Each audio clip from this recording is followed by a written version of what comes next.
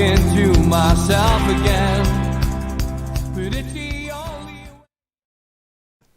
Good evening and welcome to NUFC Matters with me, Steve Wraith. Not often we do shows live on a Sunday. We usually have a day off for the Sabbath, but we've decided to do two shows tonight because we've got tonight is a special one. We've got the lads from the NUST joining us, and 7:30 we're going to do a first one we've ever done before. We're opening the floor to you out there, so anyone wants to come on, there'll be a link in the 5-minute rant show. You can come on and join in. We've already had a few people volunteer, but it's a new format. We don't know who's going to come on. We've got no idea what they're going to say, and we look forward to that one with interest. But first things first, the NUST committee have joined us in strength. We've got Greg, the chair. We have Mark and Adam, and new recruits onto the committee, and we've got Mitch, who was there at the birth of NUST. Obviously, you'll know Mitch from the Three Amigos. But good evening, guys. Evening, Steve. Good to see you. Good to see you. Thanks for joining us, and good for you to be getting out, I suppose, is the best way of putting it, Greg. Just to get out and tell people what the NUST is about. Twitter is a great tool, as is Facebook, for getting the message out. But sometimes just going on to different podcasts like ours, Gallagher Shots, whatever, is a good way of just interacting with supporters and speaking to them, isn't it? Really getting the message across. It is, couldn't agree more. So thanks for having the three of us on tonight, and good to see you, Mitch, as well. Any podcast, we'll normally do it if we've got the time and put someone up, because it's all about getting the message out there, because we're just the custodians of the Supporters Trust right now, and we don't have the answers. I don't have all the answers, so it's great to talk and get those Q&As in. Absolutely. How are you settling into the seat? Because Alex was in that seat for a while. Obviously, I was on the committee when Alex was chair. Are you finding it easy? Are you finding it hard to fit it around your work life? Because I think what I need to really emphasise is, and Mitch will agree, that it's voluntary. This isn't something you're getting paid for. You're not drawing a salary. None of the lads are getting anything out of this, or the lasses are getting anything out of this. This is all done off your own back. And to be honest, it's quite a stressful position that you've took on. So settling in well, I'd say, but it is a lot on top of the day job and the family life. But you do it because you care, because you love your football club, and because you want to give a little back. I'm sure Neil would probably say similar why you got involved in forming it at the beginning. It's because you open yourself up a bit for some of that abuse. But at the end of the day, we're just doing it in our spare time because we want the best. We're not selling podcast shirts, whatever. There's nothing there. We're just doing it because we like to, because we want to make a difference. And I'm sure it's why Adam and Mark put themselves up for election as well. So settling in well. We've got a great platform to build on now. But it is difficult. I'm not going to lie, in terms of balancing everything day to day. Yeah, Abuse and I know each other well, especially on Twitter. Mitch, from your perspective, tell us just a little bit about the history of the Trust. How did it come about? What was the idea behind it? And I suppose, really, you must sit back occasionally like a bit of a proud parent in one way to look at the Trust and think, well, I was there at the beginning of that, and it's interesting to see how it's developed. Very interesting to see how it's gone. The original founding of it came out of when we'd formed NUSC around the time when protests started to happen against Ashley, and particularly the big march before the whole game. The biggest proponent of the Trust was Colin Whittle, a name a lot of people have known. Colin was very, very keen to formalise what we were doing into something that had, to use a simple word, legitimacy, in terms of having an organised structure, something that was recognised in different ways and at different levels. And it was Colin who was the biggest driver, really. There was a core of us involved who were, at the time, writing for True Faith. And I think it's very clear that those connections and links have always then carried through even to this day. And that was basically the driving force behind it was Colin, which is a name so many people know because of how many things Colin's been involved with, from Save Our Seats to the food bank, and more besides. And that was the driving force behind it.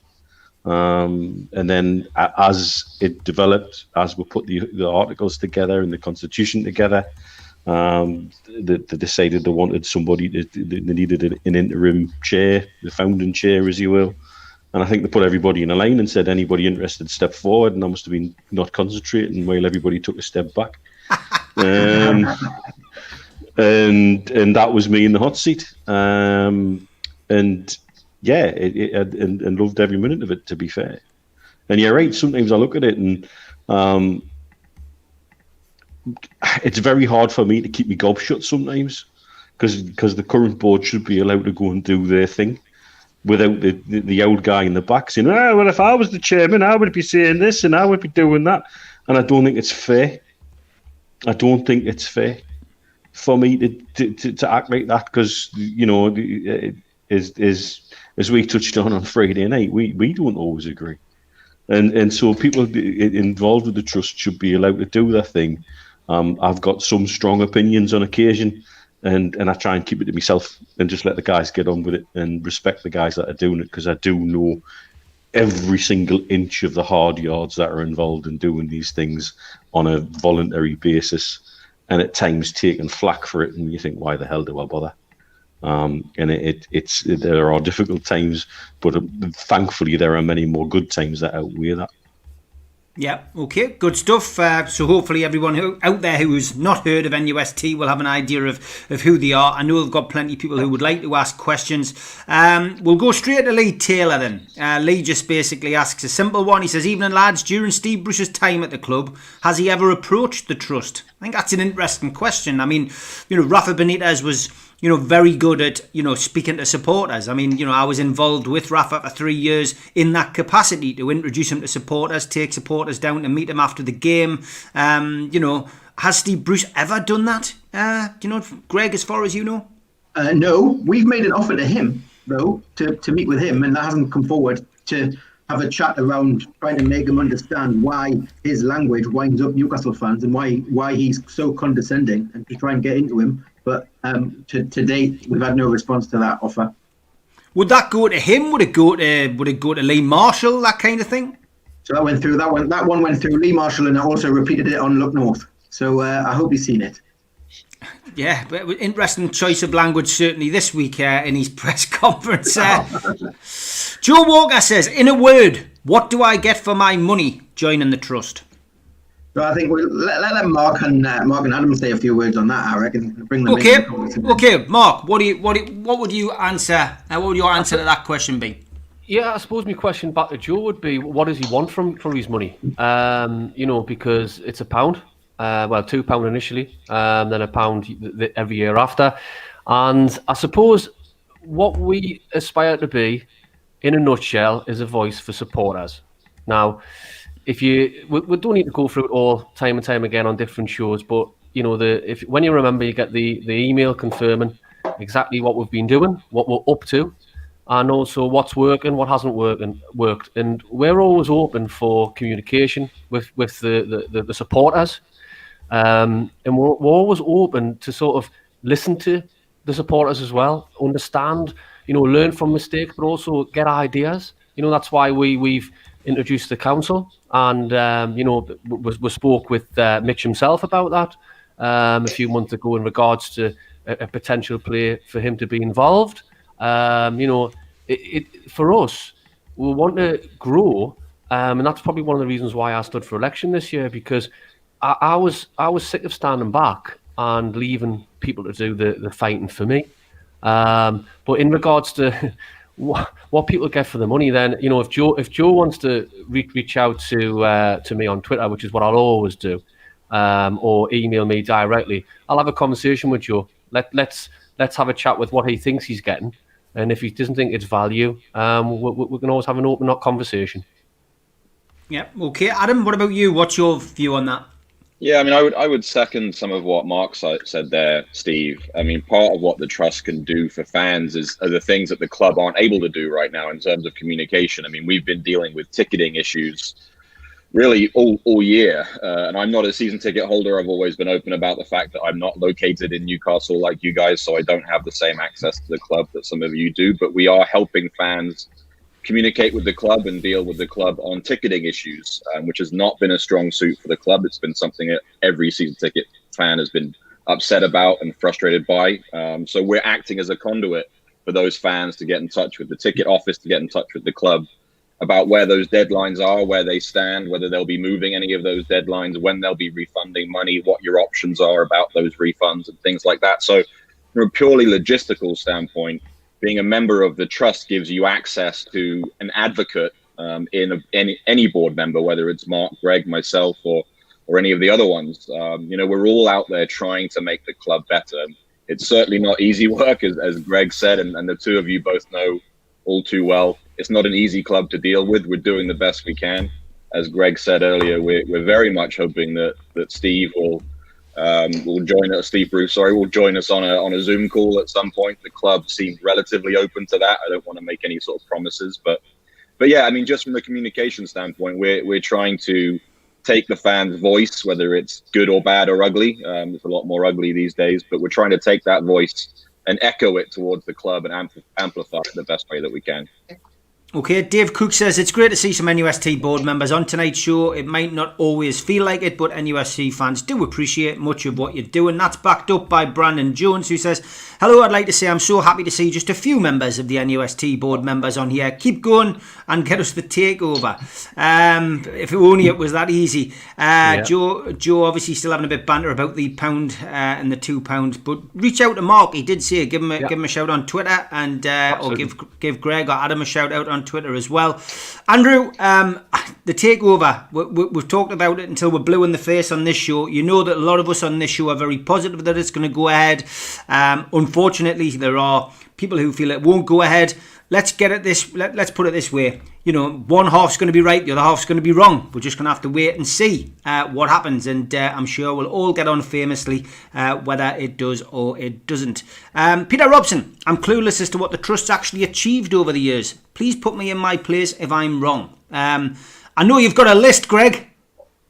A list? I wouldn't say it's a list. It's ingrained on the brain, but I can only really talk for the 2 years since I've been involved. And the first thing I got involved with when I was on the board actually was, albeit I think we're a little bit late to the party, really, trying to stop the sale of the lease for the land at Strawberry Place. And we engaged a specialist legal counsel who specialises in blocking developments. And we tried to do what we could there, and we delayed that through our objections and our legal work with them. But really, fundamentally, we would have needed to be on that probably a couple of years beforehand to really block that one. That was one of the first ones. Then what else do we do? What have we achieved? I think one of the big ones this year was the season ticket refunds. To a point, others played their part in that, but the club didn't and wouldn't last to do refunds for season tickets for games that clearly weren't going to be played in this COVID situation. We had to, go through a director at the Premier League to get the club to do that, as well as the shaming them effectively in the media through a video campaign. That got that going. I think, we hear a lot about what we've done with the takeover, but, at the beginning of the takeover, the national media in particular, and international media, were absolutely slated Newcastle fans, left, right and centre. We couldn't read an article without that. And we got that message out through our member poll. 97% of our members, 97% Newcastle fans is what some people read it. 97% of our members want this takeover, and that's still the mandate that we use today. That's still the trust view. We want this to go ahead, and we've got that in the media. We've got that all over the place. We engaged legal counsel to write into the Premier League as to why there was no impediment with him approving the takeover. We could get in front of Richard Masters, put some questions to him. We only had a limited time. He might not like his answers, but we did that. So, we're out there standing up, having a voice. Again, this week, in light of where we are with Steve Bruce and absolutely sleepwalking to relegation, we've got ourselves out there to get the message from our members about the feelings towards the manager, towards the club, that, we're in real danger here and we don't want to go down again, and something needs to act now before we sleepwalk to relegation again with this man in charge. Kieran on Twitter, Kinky94, says, why, when they had a prime opportunity to question Richard Masters regarding the takeover, why didn't they ask more relevant questions? So Thomas isn't here. Thomas asked the questions. I would say the questions were relevant, given we had a very short period of time to ask them, but I would say they were very relevant. And one thing you have to understand, that meeting was before Big Picture as well, before that came out, and all this news about the top six. cartel and collusion there. And I think we did ask strong questions. We could have asked a lot more. And I think, that was in a wider meeting, and you have to play the game a little bit and understand if we'd have gone in all guns blazing, the little red dot that says terminate on Richard Masters' computer would have been clicked quicker than you can imagine. So had to play the game a little bit to get some answers there. And that was the first time we did manage to draw something out of him. And then obviously subsequently wrote to some MPs with some of that as well. But it's all part of the bigger picture really there. But, if you'd have gone in there and, called him every name under the sun and gone too aggressive, we would have just pressed that big red button that says end. So, we published the questions were asked. We could have asked probably 30 more questions. I think we had a list of about 40 at one point that was whittled down. So I think we did ask good questions. Yes, there's always room for improvement there. But the fact that we got in front of him is an achievement for a supporters group as it is really, to a point. Yeah, I mean, Ross, again, this is another question on that. He just says, following the meeting with the Premier League, Sky Sports reported that the Trust had sympathy with the Premier League's position on the takeover and was satisfied with their answers. He just asks, was this true? And if he says, if not, why was it not rebuked? Because if true, why did they have more sympathy? And does this not go against that 97%? So it's not true. I don't know who their sources are because it wasn't one of the board, and I've checked that. I saw that on Twitter this afternoon, and I've been and checked that this afternoon to see if anyone actually said that, or if that was their views, or the experts. Because I don't actually remember that article at the time. But I guess it was a bit of a crazy time really with what were going on. But no, it's not true. I suggest Sky Sports need some better sources for their information on that one, because that's just not true. I think what we did say was, what Richard Masters said about protecting Newcastle United, you understand him saying that, and I guess we expressed that because fundamentally that's what he says that test is. But so much has come out now since then that we didn't know at the time. Like I said, around big picture, around how these other clubs have clearly been doing what they can to protect themselves in that sense. So I think that the landscape there has changed completely. But no. Absolutely not true. And if I'd have seen that article at the time, I would have said it's not true. Just a question from me for the three of you guys. Would you, Greg, as the chair, be happy with the Saudi takeover? So the deal that's on the table right now? Yeah, let's say PIF come back tomorrow and with the Rubens and with Amanda Stabley, they come back and say, we are now back at the table, and the Premier League put that through because there seems to be, no issues with it now because of Saudi and Qatar getting on. Would you be happy with that? Yes, absolutely delighted. Okay, same question to you, Mark. Absolutely, no hesitation, Steve. Yeah, we want Adam, the best for the football club. It's as simple as that. Same to you, Adam. Yeah, 100%. I'd do it right now. And that clears that up because, again, there's a lot of people, like to stir the pot, especially on social media. As I say, I don't like to push too much emphasis on Twitter because it's misleading and it can, one person can build up a load of, tweets and make things, their own agenda, if you like. But, to hear you say that, I think will probably please people who are tuning in tonight because, you represent a lot of fans. You've got over 9,000 members, I believe, now. So that is good. Good to hear you say that. Dave Cook says, now that the Trust has several new board members, so we'll put this to you, Mark and Adam. Now that the Trust has several new board members, can we expect to see it take a more proactive role in what has become the fans' holy grail, the takeover? I mean, look, from your perspective, what can the Trust do, Mark, for a takeover? I mean, I accept that the Trust has boundaries, legal boundaries and stuff that can be divulged, etc. I saw a question on Twitter this afternoon saying why don't you come out and tell us what the clubs say to you about various things? Sometimes you can't. But is there anything that you can do you think, other than putting a poll out to your members, etc.? Is there anything you feel you could do? I think at the moment, I would imagine we'll touch on Keith in the NCSL. It's the next question. Right. Well, there you go. I mean, look, at the end of the day, we were asked, the Trust was asked before I even was elected on, why haven't you got involved or why are you letting other people do it? You should be doing this. Well, that's Jonathan's question. So let's join the two together. Jonathan's question is, what's the Trust's current position on NCSL and the takeover legal battles? The 97% number has been bandied about since April last year. Membership numbers have increased. Can you do another poll? So, yeah, go on. Continue, Mark. Yeah, what I will say, we've got 16,000 members, by the way, Steve. Wow, well done. members. Well, that shows that I was a little bit behind the times. Yeah, brilliant. But credit you as well, mate. You did your bit when you were on. So, this is Thank what you, we're mate. trying to work on, yeah? But going back to the question, I'm more of a person where instead of questioning what people aren't doing, let's question what you are doing. Reach out to us. Help us, As Greg alluded to before, we've got in front of, the trust got in front of Richard Masters. People are asking, we didn't ask the right questions. Let us know what questions we should have asked. If we get the opportunity again, what would you like us to ask? We'll run it by the members. We'll do everything we can. I think the biggest thing for me is, just keep interacting with us, keep communicating with us. Every fan group or podcast or anyone who's doing writing, just keep communicating with us, because unless we've got a full understanding of what the supporters want, then we can't do this on our own, really. I don't know whether Greg can add to that. I would add to that. And the one thing that's riled me a bit when you read some of the things on Twitter is about the fact that we've done nothing or on the takeover. And yes, there's only certain things we could do. But in June, we engaged legal counsel to write in positively into that process while it was ongoing. And the reason we did that is because others were doing it the other way. So we did that to stand up for Newcastle fans. And I'm just going to, if you don't mind, quickly read out that last paragraph. It's very short.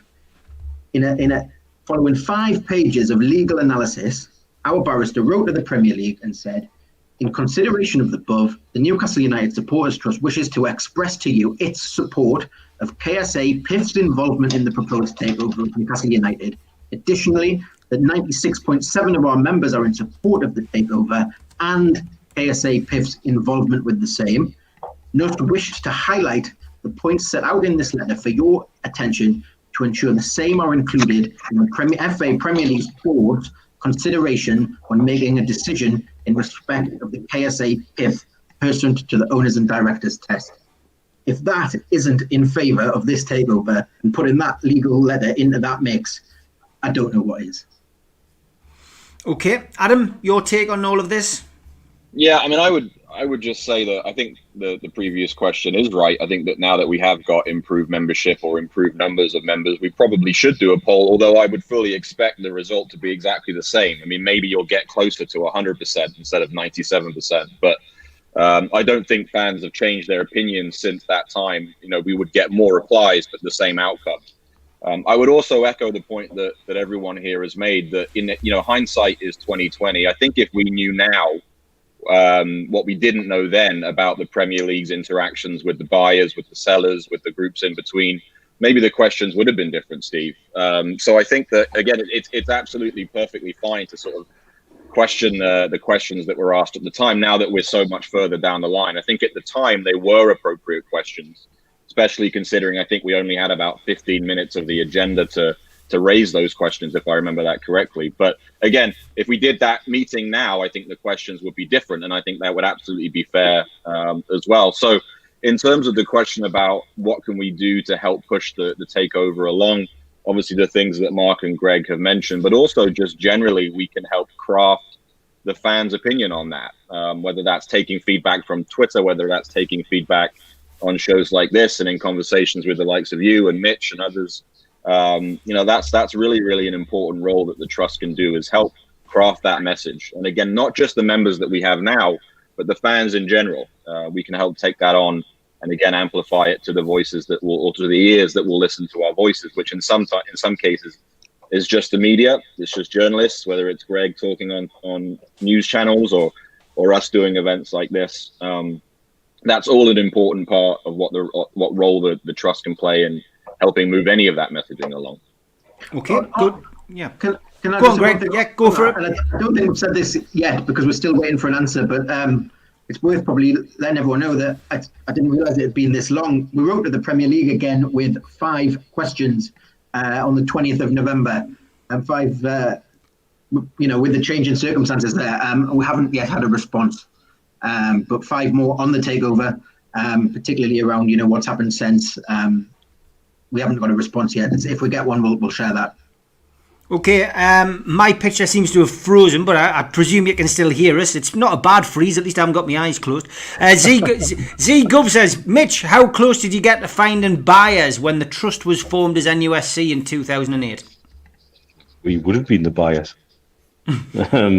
That's how close it was. I can tell you the price that was agreed with Derek Lamb buyers.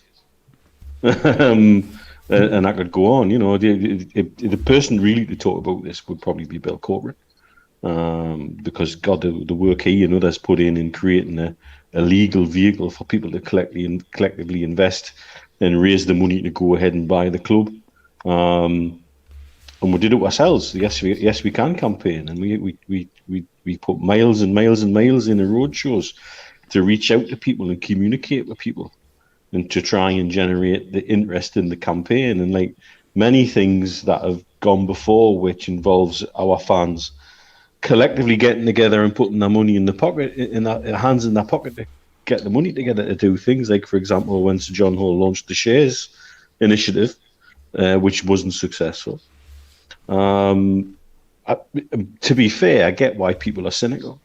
To be fair, I get why people would still saying the same things that I'm saying now. What's in it for me? What do you do for this? What? 10 million questions. And it sort of highlights, and a lot of the conversation tonight, lads, highlights the balance that the trust has to find, that you're constantly juggling with the membership, with non-members, your relationship with the club, which has been proved on a few occasions to be fragile. The relationship with other supporters groups, the FS, the Football Supporters Federation, the Premier League. You got to protect your relationships with those because they're quite fragile, whilst also trying to, you know, drive the voice of the membership. You've also got a balance between reaching out and listening to the members, to them also at times having to have leadership and take the trust in a direction that you feel is appropriate to the board at the time. It's bloody difficult. But yeah, in a nutshell, we would have been the buyers. In hindsight, because, you know, as Adam rightly says, hindsight makes you a genius. You can make all your decisions perfectly with hindsight. I've got no idea how would have then got money to run the club and do things like that, but it was dead exciting at the time. You're getting like Steve Bruce using that word hindsight. You're not going to start seeing grenades, are you? I'll chuck a few grenades if you like. Right, Z-Gov says, Newcastle fans have always struggled to work together under one banner. Do NUST think they can bring all the fan groups together as one united voice in the longer term? And is that the long-term aim? So let's go to you, Adam, first on that one. Yeah, I would love to think we can do that, Steve. I mean, if you remember back to the shows that you and I did in the summer, I was on with Neil and Steve Hasty, talking about this very thing, right? Talking about this very idea that one of the most important things that the roles that the trust can play, I know Mark campaigned on this too, was this idea of unifying the fan base. Now, again, hindsight's 2020. It's much harder to lead than it is to run for something. So, you know, again, I'd love to think that we can do that. I know right now, in particular, the fan base is absolutely fed up. I would guess. Again, I don't think we need to run a poll on this. This is probably about as fed up as the fan base has been, certainly since we came back up 3 or 4 years ago now. So, yeah, I mean, I think that we all can do a better job of trying to unite the fan base. I'm certainly willing to do that in any role that I can. I know the rest of the board feel the same way. And I know, obviously, Steve, with your show and other shows that are on, we're all trying to do that in our own way. So again, I would put it to fans, I would put it to members and to the folks that are watching tonight. You know, bring us your ideas on how to do that. I don't think you'll have any issues convincing the board that we should be playing a role in doing that. Okay, same question to you, Mark. Absolutely, Steve. It's one of the reasons why I stood to be elected, to be honest. Give you a prime example. Obviously, Twitter is very nasty at times, shall we say. I think we've all been subject to abuse at some point. But my advice in regards to the supporters, take it off Twitter. I know it's easy to say now, but take it off Twitter. I'll give you a prime example. Me and Mitch had a conversation at the start of last year in regards to a question I put to Mitch. Well, to yourself and Mitch on one of the first programs you did. And Mitch, very, very diplomatic as always, just said, look, Mark, I know what you're talking about. Drop me a line. So what did I do? I dropped Mitch a line. We had a conversation, and within probably about an hour of actually hearing each other out, you're back, Steve. Within an hour of hearing each other out, we've built up a friendship. And the reason that happened is because he listened to me and I listened to him. So that was the first point for me of going, you know what? Sometimes you've got to take your head away from what you're being told. Learn yourself, speak to people. And to be honest, I mean, I used to be quite reactive on Twitter before I joined the trust. And now I've sort of reined it in a lot because I just think, what do I actually get out of arguing with people on Twitter? Nothing at all. And I'm pleased in a sense that, you know, I've got I'd like to think a decent relationship with a lot of people like yourself, the lads at Gallagher Shots, all who I would consider very, very powerful groups, podcasts, fanzines, whatever you want to call it. But my main aim is to unite the fan base, to answer the question, and to make sure that if anyone's got an issue with anything that the trust are doing or not doing, just give me a shout. I'll have a conversation on your behalf and I'll come back to you. It might not be what you want to hear, but at least you've got that contact within the trust. And I would encourage anyone to get in touch with someone from the trust. If they don't believe in the trust, fine. But if you want to give it a second chance, shall we say, the person you're closest to, just reach out to them. And let me, Adam, Greg, Alex, whoever, just let that person do a little bit of digging, a little bit of soul searching for you. And you never know that may be the conversation changer into making you turn into a negative person about the trust, into being someone who can then play your part in uniting the fan base. Greg, this is like a follow-on, I suppose, from John. He says, evening, Trust guys. Can I ask what your intentions are going forward and what do you hope to achieve in the long term? Also, do you see a time when the Trust could be run as a profitable organisation offering services to fans, travel, etc.? So the easiest one to say is on the fans, travel, etc. I think is that's not something we see us stepping into because there's others that do it very, very well at the moment. And I don't think we need to step into that world really. But in terms of the long-term future, I mean, I think if you go, I don't want to sound like a broken record or sound like a boring or whatever, but if you look at what the Trust's, I guess they're called objects, the rules, you referred to them at the beginning, Steve, but really it's to achieve the greatest possible influence in the running and ownership of the club and doing it the right way. I think, you know, we're building a really strong voice and a strong movement now. In terms of that member base and the influence and definitely being taken more seriously by people like the Premier League, the club, etc. at this point in time. But, you know, so just to continue to grow and be that voice really and to represent what our members want us to be in the most influential way we can be. And just, if you don't mind, I'd like to pick up on someone who's pulled me up saying, am I not embarrassed for not following up on a letter? I never said we didn't follow up. I said I was surprised that it was November when we sent it. It's definitely been followed up, and we've had the assistance of the Football Supporters Association, who you may know their chief exec is also a Newcastle fan, in trying to get those answers. We're definitely not sitting on it. I was just surprised that it was actually November when we sent the letter, but we are still very much fighting and chasing up all of those things.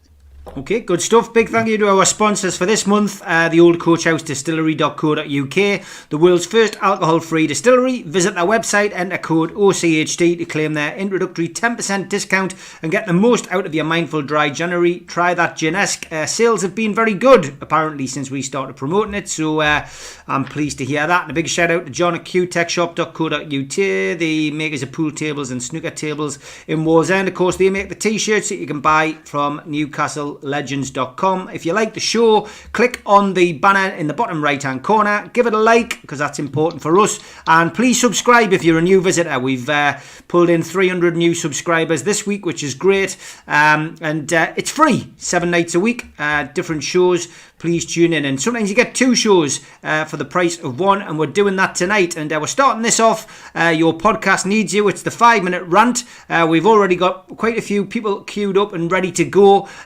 Use this as an opportunity, not just to rant about Newcastle, but to promote your business. If you want to come on and promote your business that suffered because of COVID, come on and do it. If it's a Northeast based business or an online business that sells Newcastle United stuff which you want to get out to support us, if you've got a book that you want to sell, if you've got a band that's doing something online online, please do. We've got a cracking young artist on from Manchester tonight who I interviewed on Instagram in March last year. He's now brought his first single out, so we've got him on tonight. If you want to talk about pubs that are still, selling beer online, come on and do it. It's not just about Steve Bruce, NCSL, the Takeover. It doesn't always have to be negative. Let's turn it into a positive. If there's a charity that you want to support or push a campaign that you're doing online, come and do it. You've got 5 minutes to sell yourself, sell your charity, sell your goods, whatever you want to do, come on. Want to talk Newcastle, you can do as well. I'll be joined by Pete and I'll be joined by Chris Hall each week on that show. We're doing it tonight at 7:30 till 8:30, but it will revert to a Monday from 6 until 7. Something new, something different. If you like it, we'll keep it. If you don't like it, we'll scrap it. But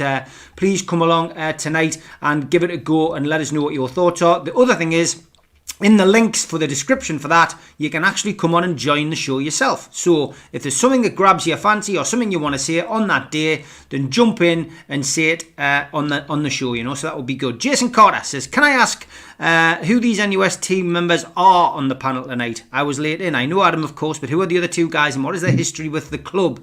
Well, you've got Greg, the chair, and you've got Mark, who's one of the committee members. But tell us a little bit about yourself, Greg. Well, thanks. I just laugh at that question because actually the night I became the chair, I got absolutely bombarded by an anonymous account on Twitter claiming that I was wasn't from Newcastle, wasn't even a Newcastle fan, and was too posh to be a Newcastle fan. So that's made me laugh. God, don't start that off. We've had that on Twitter all day by people mishearing what Keith said. So my relation to Newcastle, I was born in Princess Mary's Hospital in 1985, about a mile from St James's Park, and I grew up. At that time, I went to Gossie High School, normal school. So I don't know where these things come from on Twitter. That's where it started. I grew up on, we got promoted. As you all remember, Kevin Keegan as a manager. At the Entertainers. That's what I grew up on. And then went into my teenage years and starting to discover, on Bobby Roxton and Champions League nights, and then we've got a season ticket there, and I've had things said. I've never been to a match in my life. I've been over 150 Newcastle away games. I've done a lot of time, not as much as many, but I've been there, season ticket for many years, and many away trips and European trips as well. You might not recognise me anymore because I've lost about 10 stone in the last 2 years, but I've been there. That's the stress of being with NUST on a voluntary basis, that, Greg. Mark, what about you, mate? Use this as an opportunity to plug your wonderful Facebook page, please, mate, and obviously the band. Well, yeah, cheers, Steve. I mean, I've been going since 1988. For me since the first full season I went to. You've touched on this quite a lot recently, Steve, on your shows. That Sheffield Wednesday game you keep mentioning, 1989. I remember like it was yesterday, and wasted opportunity, and we didn't stop up. But yeah, 30 plus years, season ticket holder since the early 90s. As per Greg, as per the vast majority of people out there, I've done me miles with the away games. I still go. Regarding nostalgia, I started a Facebook page, which is the same name as my Twitter handle, based on 1980 to 1994, which was the most enjoyable time for me. Got loads of videos on YouTube. I've worked with Steve in regards to a lot of stuff in regards to my band. He's put my band on at the O2 Academy. We've got a relationship there. We've also shared footage to help each other out. I've wrote articles for Steve's fanzines in the past. I also write for True Faith now. I give Biffer at NUFC.com footage for his A Day in History. I get myself about a little bit, to be honest, but you know what? That's part of why I joined the trust, because I'd like to think of some good friendships out there, and it's my way to sort of try and unite people, and not being corny, but unite people and just try and make sure we're all singing from the same hymn sheet. Simple as that. Yeah. Hey, Steve, Adam, Jason, Steve, yeah, go on, Mitch. It's terrible that people should have to justify themselves for bloody anything, to be fair. It's crazy, isn't it? And it's people like Mark in particular who does all this stuff in the background. Yeah, does it? And he's always there. And that was how we got the trust formed. Yeah. I could rattle a load of names off. Peter Whitfield, Tom Lynch, lads who you'll see come on asking questions on here. And I could name a dozen others who were just always there, carrying the bloody AV stuff into pubs and clubs. driving from the Scottish borders down to North Yorkshire and across to the Cumbrian border, doing this, that, and the other. It's those lads and lasses who are the absolute foundation to give things like the trust, which are done on a voluntary basis, to give people like Biffer at NUFC.com, who does stuff on a voluntary basis. They just, it's legendary, the website, and they're the people you need. They're the people you want involved with stuff like this, because there's absolutely no need for people like that to justify themselves. No. And if you're sat at home asking questions like that, fire back. I would straight away. Hang on, what you do? It's the easiest thing in the world to sit and snipe and throw grenades, to use a phrase. It's the easiest thing in the world to do when you've got good people putting hard yards in, and let them put the hard yards in and stop the stupid bloody accusations of this, that, and the other, because they're out there doing it, and that's the most important thing. Yeah, that's what we keep saying about Keith. He put his money where his mouth is. He's doing what he thinks is right, and look, good luck to him. In his battle, to help this takeover go through. Adam, just a little bit about you. I mean, obviously, people who are regular viewers to NUFC Matters will know you as part of the worldwide squad and the Matchday Live squad. But just tell us a little bit about you, mate. We did do this when you very first came on the show, but just let people know who you are. Yeah, it seems like a million years ago now, doesn't it? Does. There. So did I. So I've been a Newcastle fan for 25 years, 26 I suppose now. I am a little bit different, and I've always been very open about that. I've never claimed to be a local. I've never held a season ticket holder or been a season ticket holder as much as I would love to have been, particularly in the 90s when I started watching the team. I've told the Sabutio story, I think, before on your show, Steve, about how I became a Newcastle fan, the black and white stripes being the first team that my parents bought me outside the blue and the red team that come with the game. So that's how I became a fan. But, I live in America now. I grew up in London. I got up to Newcastle as often as I could to go to games. I went to away games when they were down in London. It used to be a lot easier to go to an away game than it was to go to a home game, because the home games used to be a prized ticket back in the 90s and the early 2000s. But yeah, I mean, obviously the locals on your show, or the regulars on your show, should all know me pretty well. I know I haven't been around as much as I was in the summer. How life gets in the way. But obviously incredibly thankful for this platform and to have met all the great people I've met, not only your viewers, but the other panelists as well. Formed some wonderful relationships, and I think it's helped all of us get through a very, very difficult time in the world together. Yeah, it certainly has. Another question. This one is probably for you, Greg. Scully says, thanks to all on the show tonight for the work they are doing for the fans and the region. Question for the Trust. Are they in touch with similar organisations for other clubs to discuss big picture? Good question. Yes, we are. Absolutely. Particularly through the FSA, but also individually. Myself and Thomas have a call coming up with the chair and co-chair of Tottenham Trust. As much as we're obviously no fans of Tottenham, but they have a very effective trust as well, who has a great relationship with their executive leadership at Spurs. So we've got an interesting call there. But in terms of that big picture, absolutely. And I think there's the fan-led review of football coming as well. Looking at football governance, I think it's really important that all of the trusts come together really to have a stronger voice in that. Absolutely. Yep, good stuff. Kirk says, in his opinion, the Premier League should be only involved to test for fraudulent behaviour. The final ratification of any bias should be done by fan groups like the NUFC Trust and season ticket holders. Premier League FA can do one. Mitch is asking why he did an interview with Luke Edwards, of all people, when he's freely admitted he enjoys winding fans up. Well, we all end up having to do interviews, unfortunately, with people that maybe have, upset supporters. Some people would say that I upset supporters on a regular basis, and people have to do an interview with me every night. So that would be the answer to that question. Ian Hannon, who I believe has chatted to you personally, Greg, anyway, on a Zoom chat, he just says, can Greg now confirm that none of the Trust board members are part of any protest groups, the Magpie Group, London Magpie Group? I mean, that's presumably something you've already spoken about offline, but, I don't know whether you can answer that question or not. Well, I guess the person in question that Ian asked me about is currently live on this show. So, I could ask you, Mark, are you leading the Magpie Group? No. Okay, there you go. That's the answer to the question for you, Ian. We did ask it. Ian Hutchinson says, you say that you wrote to the Premier League back in November, but as yet haven't had a reply. Are you not embarrassed to admit that you have failed to follow this up? Now, that was the question that Greg's ahead of me. He's reading YouTube, you see. He's not reading my questions that I'm getting in front of us. Darren says, do the Trust plan to ask Masters about why the Burnley takeover went through so quickly and why Palace are owned by a Delaware company where the directors are unknown?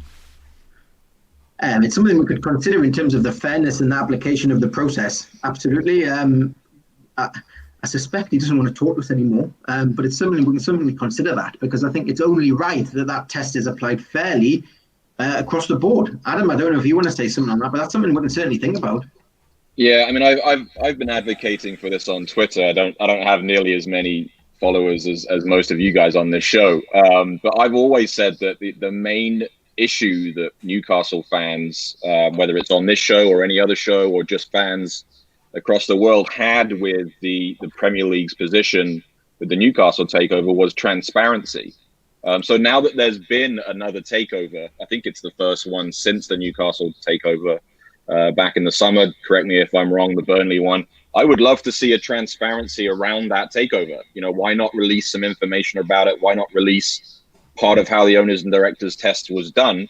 And that might put some of our issues to ease. You know, it might become clearer by learning from a takeover that was approved why the initial bid for Newcastle wasn't approved. So I think it's a great question that the person stated there, and I think it is something that fans should want when it comes to the Premier League and the transparency around takeovers. And by the way, it shouldn't just be Newcastle fans. It really should be all fans of all 20 clubs in the league, because we don't know who the next club to be taken over will be. Hopefully it's Newcastle, but it could be Brighton, or it could be Arsenal, or it could be anybody else. And we want to have a transparent communication process with the Premier League when it comes to these takeovers.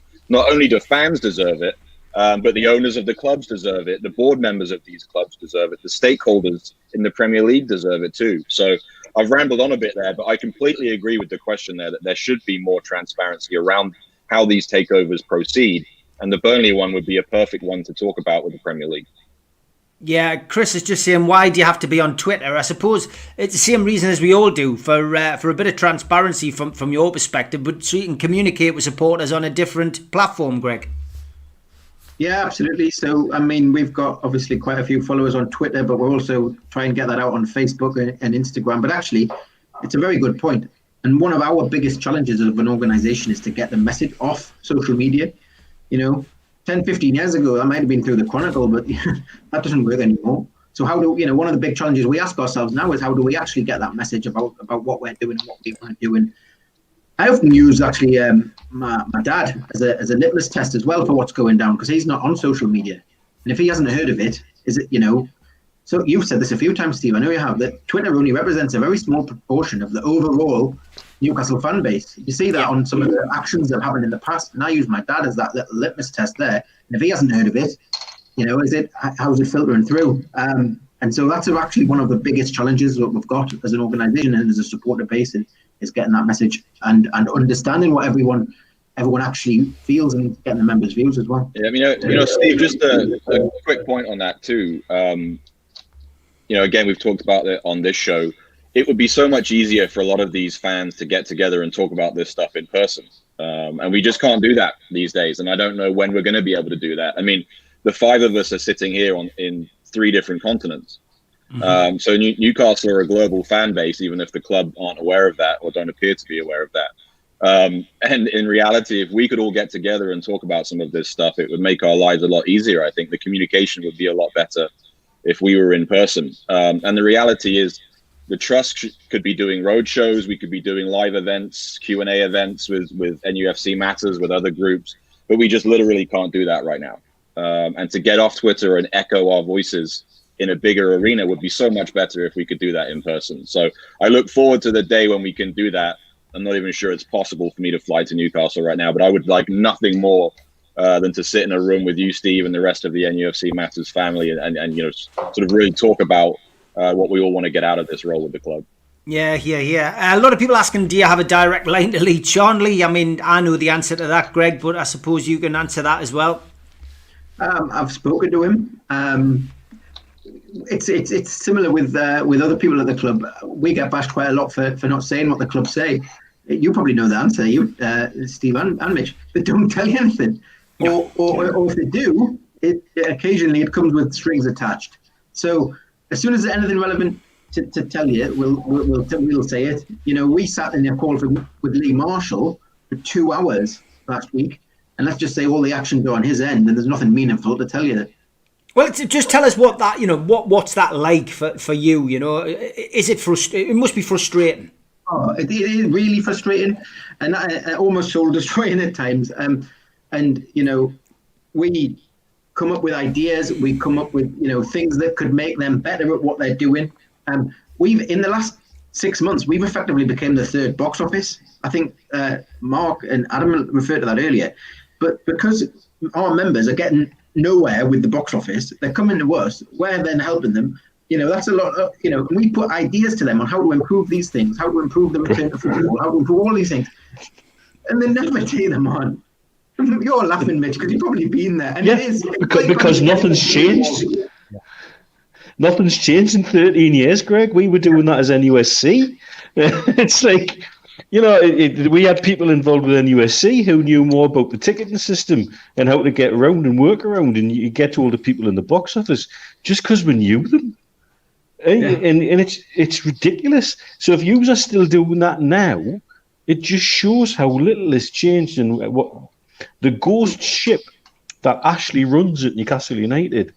How we managed to sail through any kind of water, I've got no bloody idea. Because there are some great people in the club inside. Lee Marshall, I've got all the time in the world for, but he's constantly hamstrung by the people above him.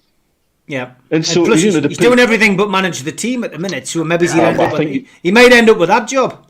That's right. Give him a broom and sweep the floor at the same time. Yeah, you make a really good point there, though, about what the club is, and I don't know if everyone actually appreciates what this version of Newcastle United is as a multi-million-pound business. There's a shell, Newcastle has a similar amount of staff working for it as teams in League One. Aston Villa has double the amount of staff. And that's got nothing to do with COVID. Nothing to do with any of this. The board is one man. What's the executive leadership team? Where's the directors of the departments, and where's the accountability and the management structure? There's nothing there. Mm-hmm. Yeah, it's crazy. It really is. I mean, compared to when I worked there, back in '99 as the fans liaison officer, it's changed massively. And Ashley has done that. He's he's literally basically, as everyone says, it's a shell. 10 minutes left. Well, 6-7 minutes left. Brian Sweeney. Now, this is a question that gets asked about the trust all the time. 16,000 members, as Mark says. What do NUST spend the money on?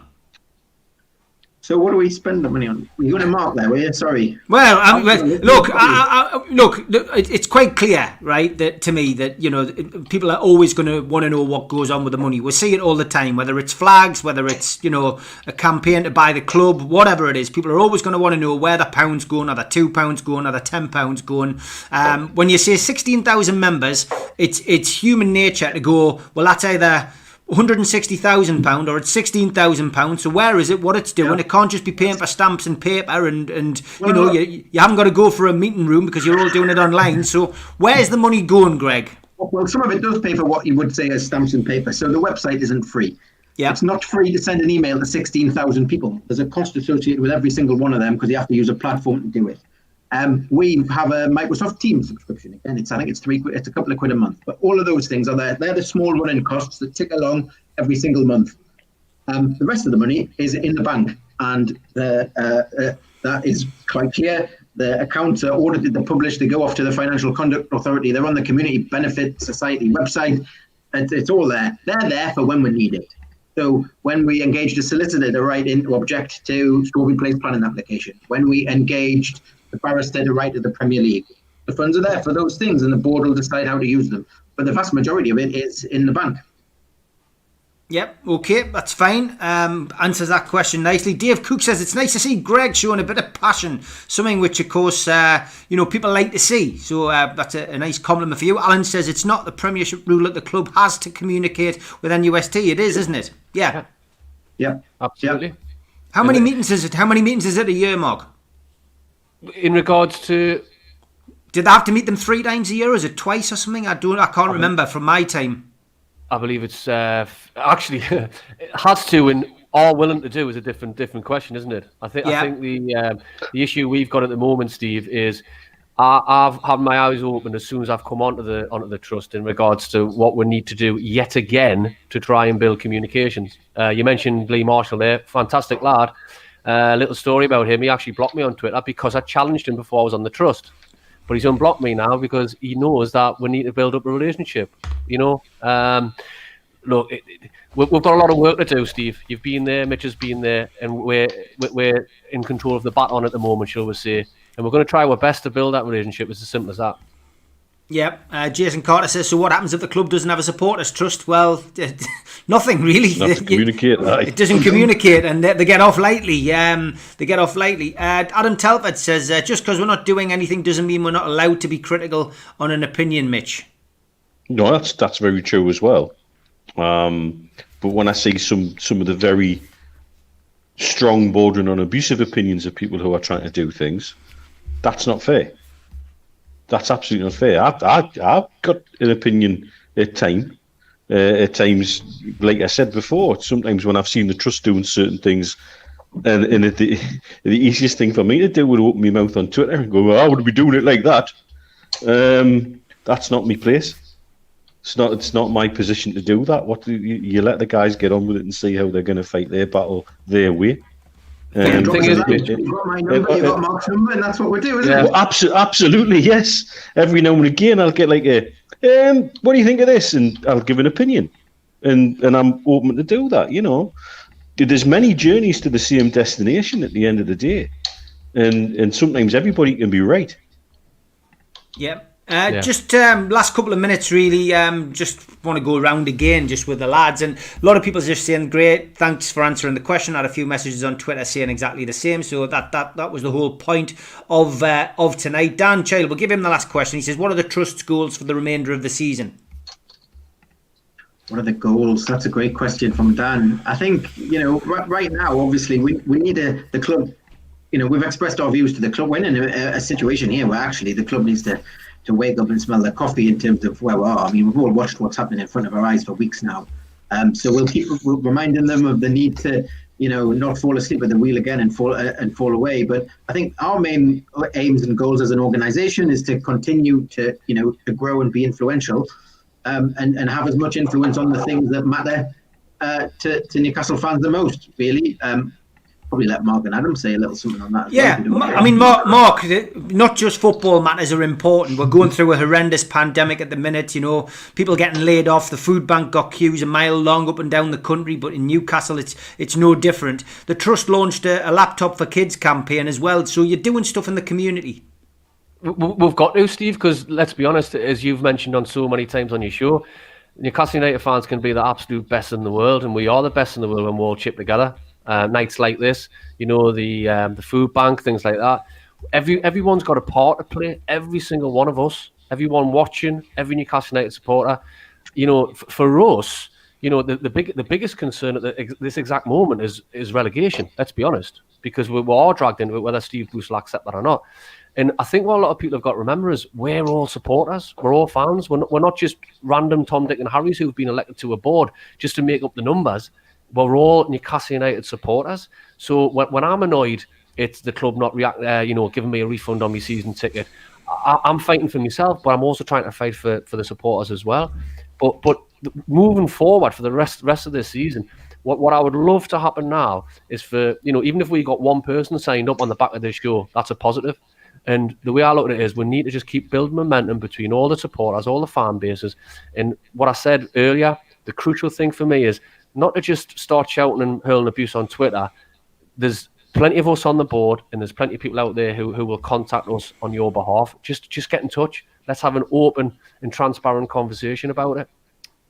Yep, good stuff. There you go. Want to write that down, Mark. At Boroughmag77, he was the one, Joe Walker, who wanted to get in touch with you. So I'll leave that on the screen for you. Or it'll be in the chat on the YouTube channel. Yeah, Adam, just to you as well.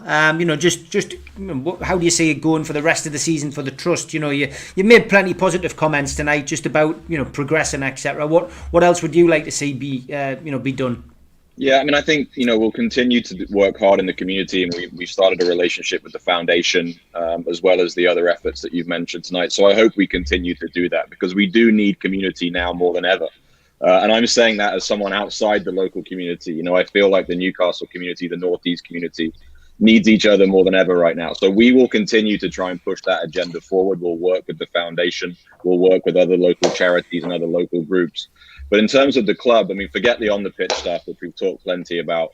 I think we just need to continue to work hard to represent fans and continue to try and demonstrate that we can have a relationship with the club. I mean, we've made it very simple for them. These are actually guidelines that they set themselves to meet Premier League requirements. And really all we're asking right now is that they meet their own standards in terms of communicating with us. So again, I hope we can push that forward. Obviously, I hope we stay up one way or another. And I hope we continue to represent the fan base the best we can. Last word to you, Greg. Where can people find out more about the trust, and how can they join? Yeah, so NUFCtrust.co.uk, the website is your best bet. It's £1 for a share in the trust. That's you in, one member, one vote on the big issues when it comes to that, at AGM, etc. £1 a year subscription. I think someone coined a phrase the other night, it's only £1. So, let's get in there, build it up. I'll never apologise for wanting more members, because more members means more influence. That's how a union, a group type thing works. So let's build it up, and let's all move forward together. Biggest trust in the UK, is it? It was, I think, when I was there. It must be close. We think we're the biggest with paying members. Yeah, some trusts, we think, report how many email addresses they've got on a database, and not. At least we're top at something. Dear me, how. Hashtag it's a quid, says Daryl. Yeah, thanks for that. Anyway, guys, I am back in half an hour. I'm going to go make the Bens a cup of tea. They've already had their scran. And I'm going to be coming back for a new show, which is on at 7:30 to 8:30. The 5-minute rant. Anything you want to get off your chest, come on, and let's just keep it clean. It should be good, though. Should be interesting. And we've got a few little treats on there as well. A couple of nice surprises. So I'm looking forward to that. But yeah, thanks to you, Greg. Thanks to you, Mark. Thanks to Adam and Mitch. Thanks for coming on and giving us a little history of the trust and how it all started out. Enjoy the rest of the weekend, lads, what's left of it, and keep up the good work with the trust. Thanks to you. Cheers, Steve. Thank you. Cheers, lads. Good night. Cheers.